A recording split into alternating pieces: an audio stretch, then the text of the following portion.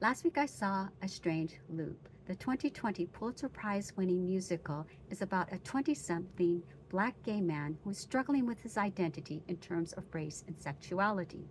The musical won 2 Tony Awards in 2022, Best Musical and Best Book of a Musical.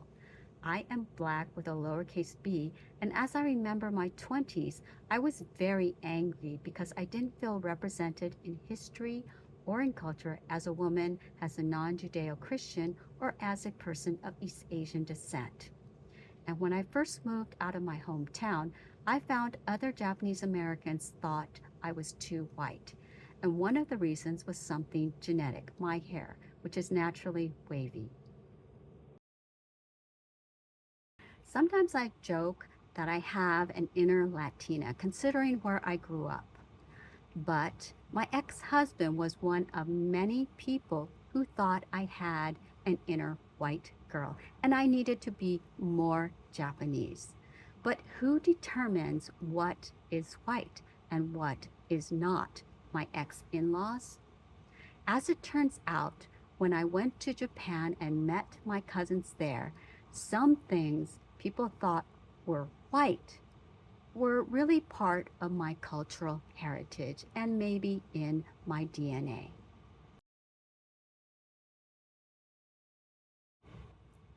There are a lot of things that I didn't and don't like about myself.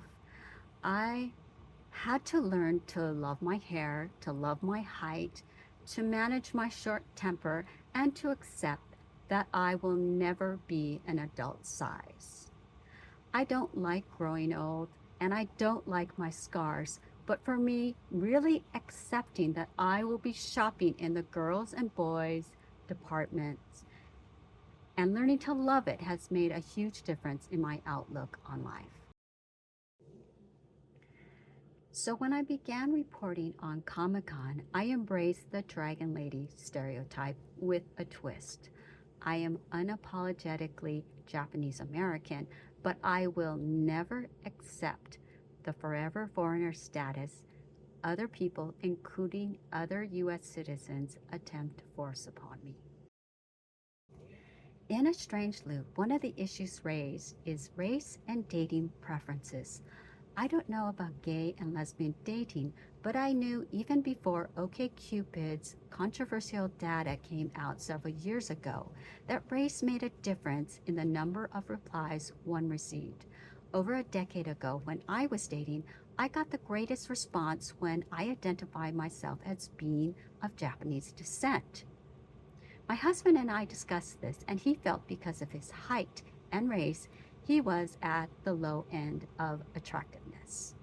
But being popular isn't all that great because, from my experience, most men were looking for the American concept of a geisha, and my inner geisha doesn't exist.